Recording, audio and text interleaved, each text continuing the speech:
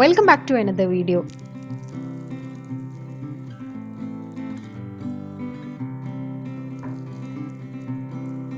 എല്ലാവരും വീട്ടിൽ ഇടയ്ക്കിടെ ഉണ്ടാക്കാറുള്ള ഒരു സ്നാക്കാണ് പഴംപൊരി.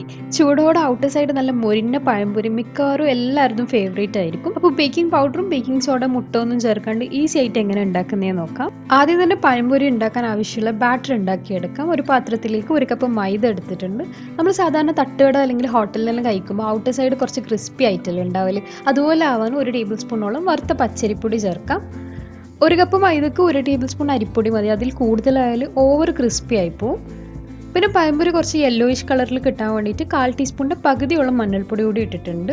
യെല്ലോ ഫുഡ് കളർ ഉണ്ടെങ്കിൽ അത് ആഡ് ചെയ്താലും മതി, പക്ഷേ നമ്മൾ വീട്ടിലുണ്ടാക്കുമ്പോൾ ആവശ്യമില്ല, വേണമെങ്കിൽ മാത്രം ചേർത്താൽ മതി. 1/4 ടീസ്പൂൺ ഉപ്പും കൂടി ഇട്ട് ഇതിൽ നന്നായിട്ടൊന്ന് മിക്സ് ചെയ്തെടുക്കാം. ഇനി ഇതിലേക്ക് ചേർക്കാനുള്ള വെള്ളം ജസ്റ്റ് ഒന്ന് ചൂടാക്കി എടുക്കുന്നുണ്ട്. അധികമായിട്ട് തിളപ്പിച്ചെടുക്കരുത്, ഇളം ചൂടുവെള്ളമാണ് വേണ്ടത്. വെള്ളത്തിലേക്ക് 1 ടേബിൾ സ്പൂൺ പഞ്ചസാര ഇട്ട് അതൊന്ന് മെൽറ്റ് ആവണം. ചെറുതായിട്ട് ചൂടായാൽ തന്നെ പഞ്ചസാര പെട്ടെന്ന് മെൽട്ടായി കിട്ടും. ഞാനിവിടെ 3/4 കപ്പ് വെള്ളത്തിലാണ് 1 ടേബിൾ സ്പൂൺ പഞ്ചസാര മെൽറ്റ് ചെയ്തെടുത്തിട്ടുള്ളത്. ഇതിനെ മൈദ മിക്സിലേക്ക് ഒഴിച്ചിട്ട് കമ്പൈൻ ചെയ്തെടുക്കാം. മിക്സ് ചെയ്തിട്ട് ഈ ഒരു പരുവായാൽ 1/4 കപ്പ് സാധാരണ പച്ചവെള്ളം ഒഴിച്ച് ഇതുപോലെ കൈ വെച്ച് കട്ടൊന്നും ഇല്ലാണ്ട് മിക്സ് ആക്കി എടുക്കണം. എന്നാൽ ആ പഴംപൊരി പൊങ്ങി വരുള്ളൂ. ഇതിൽ നമ്മൾ extra baking soda, baking powder, മുട്ട ഒന്നും തന്നെ ചേർക്കുന്നില്ല. അതുകൊണ്ട് ഇതുപോലെ നന്നായിട്ട് മിക്സ് ചെയ്ത് ഈ ഒരു കൺസിസ്റ്റൻസിയിലായിരിക്കണം ബാറ്റർ വേണ്ടത്.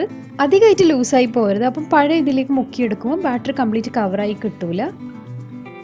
ബാറ്റർ തിക്കായി പോകാനും പാടില്ല, അപ്പോൾ കഴിക്കുമ്പോൾ മാവ് കൂടുതലുള്ള പോലെ ഫീൽ ചെയ്യും.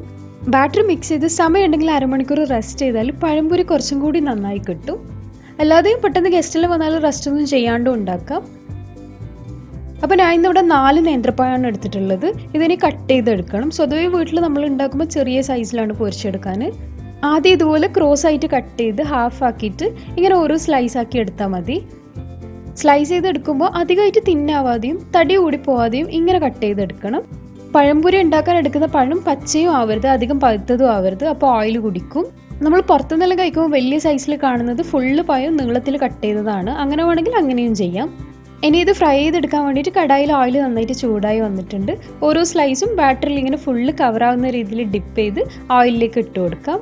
കണ്ടില്ലേ, പൊരിഞ്ഞ ഒരു മാവ് ചെറുതായിട്ട് പൊങ്ങി വരുന്നുണ്ട്. 2 ഭാഗവും പൊരിഞ്ഞ് ഈ ഒരു കളറായാലും ഓയിലിൻ്റെ അടുത്ത് ചൂടോടെ തന്നെ സെർവ് ചെയ്യാം. അപ്പോൾ എല്ലാവരും ഈ വേ പഴംപൊരി ഒന്ന് ഉണ്ടാക്കി നോക്കണം, നല്ല ടേസ്റ്റാണ്.